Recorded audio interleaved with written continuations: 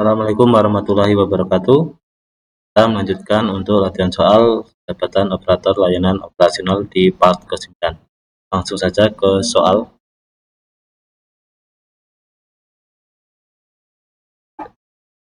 Sebagai operator layanan operasional, perencanaan adalah tahap kritis yang memainkan peran sentral dalam menentukan keberhasilan. Perencanaan yang baik memastikan bahwa pekerjaan dapat dilaksanakan dengan efisien, tepat waktu, sesuai dengan standar kualitas yang ditetapkan. Proses perencanaan ini melibatkan serangkaian langkah yang sistematis dan komprehensif, dimulai dari analisis awal hingga penyusunan rencana eksekusi yang terinci. Dalam memperhatikan semua langkah dalam perencanaan, operator layanan operasional dapat memastikan bahwa pekerjaan dapat dilaksanakan dengan sukses, tepat waktu, dan sesuai dengan standar kualitas yang ditetapkan. Manakah yang bukan merupakan tahapan dalam proses perencanaan dalam menjabat jabatan operator layanan operasional. Jadi yang bukan ya. Di perencanaan itu ada beberapa tahap, yang bukan itu apa aja. Analisis situasi, ini bukan ya.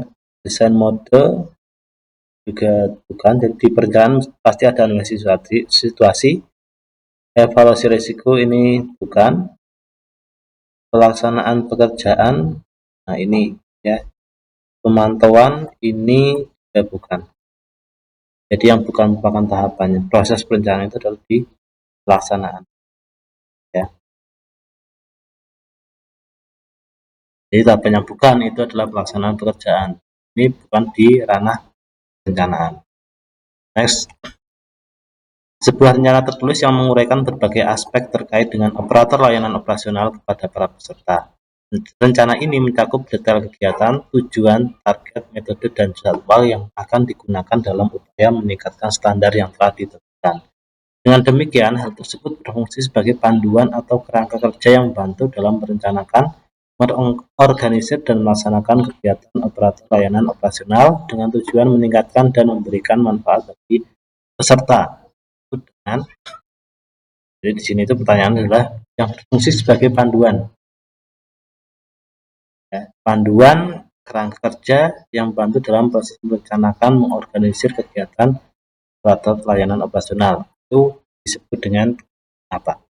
Jadi panduannya itu apa? Inisiatif. Kalau panduan buat inisiatif ya, proyek bukan. Agenda kan. Kalau agenda itu seperti hanya rencana harian ya. Kita tuh mau ngapain? Program. Nah, ini sesuai ini ya. Yang paling sesuai. Daftar acara ini sama seperti agenda ya. Jadi kalau di sini itu adalah sebagai panduan. Panduannya ya program yang di operator layanan operasional, programnya apa itu sebagai panduan. Jadi jawabannya D. Nah, di sini ya. Jadi yang program itu ya sebuah rencana tertulis yang menguraikan berbagai aspek terkait operator layanan operasional kepada peserta. Jadi itu ada kegiatan, tujuan, dan seterusnya. Program. Jadi program terus jelas itu nanti karena apa? Karena kalau nggak jelas ya nanti buat panduan juga repot. Next, nomor 23. Kompetensi operator layanan operasional yang diukur dari pengalaman kerja berkaitan dengan masyarakat majemuk dalam hal agama, suku, budaya, sehingga memiliki wawasan kebangsaan. Kompetensi apa? Nah, di sini adalah yang kaitan agama, suku, budaya. Teknis, tidak. Manajerial, tidak. Instansi juga tidak. Habituasi, tidak. Habituasi kebiasaan ya. Tidak. Adalah kompetensi sosiokultural yang berkaitan dengan sosial masyarakat dan kultur di masyarakat seperti apa. Nah ini ya, di sosial kultural itu kemampuan seorang untuk berinteraksi dan beradaptasi dengan masyarakat majemuk dalam hal agama, suku, dan seterusnya. Pemahamannya mendalam, ya, nilai-nilai, norma-norma, atau tradisi yang ada dalam masyarakat. Itulah namanya kompetensi sosiokultural. Tiap ASN itu harus punya kompetensi tersebut. Next, nomor 24. Pegawai ASN operator layanan operasional yang diangkat berdasarkan keterampilan pendidikan dan pengalamannya untuk melaksanakan fungsi koordinasi dalam penyelenggaraan jabatan fungsional keterampilan adalah nanti ada fungsional keterampilan, ada fungsional nanti keahlian ya, ahli. Nah, kalau yang masuk dalam fungsional keterampilan itu ada sebenarnya katanya ada yang tampil ya, ada mahir, ada penyelia. Tapi yang di sini yang ditanyakan adalah berdasarkan keterampilan, pendidikan dan pengalamannya. Ya, jadi sudah punya pengalaman di sini. Yang betul ada yang penyelia. Ya, penyelia itu sudah punya pengalaman di sini. Next. Nah, sini penjelasannya jabatan fungsional penyelia ya, untuk yang mempunyai keterampilan, pendidikan dan pengalaman. Terakhir nomor 25.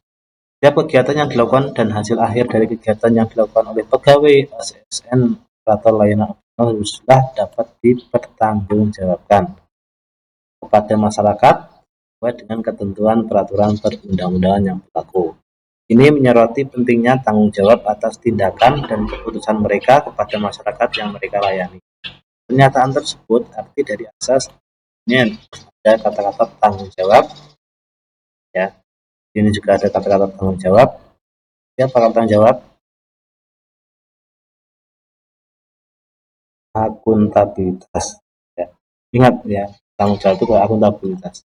Proporsional terus keseimbangan itu juga. Profesional itu ya sesuai dengan tupoksinya. Kepastian hukum ini sesuai dengan aturan yang berlaku. Keterpaduan ini juga tidak sesuai. Yang itu adalah asas akuntabilitas karena di sini ada tanggung jawab kepada masyarakat. Nah ini ya. Jadi asas akuntabilitas itu mengacu pada kewajiban bertanggung jawab untuk tanggung jawab terhadap tindakan, keputusan, hasil kerja kepada pihak yang berkepentingan. Ya, kalau pelayan publik ya otomatis kepada masyarakat. Di sini harus menekankan apa transparansi, integritas, keterbukaan dalam menjalani tugas-tugas publik. Ya, di asas akuntabilitas. Mungkin itu untuk latihan soal di part ke-9. Akhiri, wassalamualaikum warahmatullahi wabarakatuh.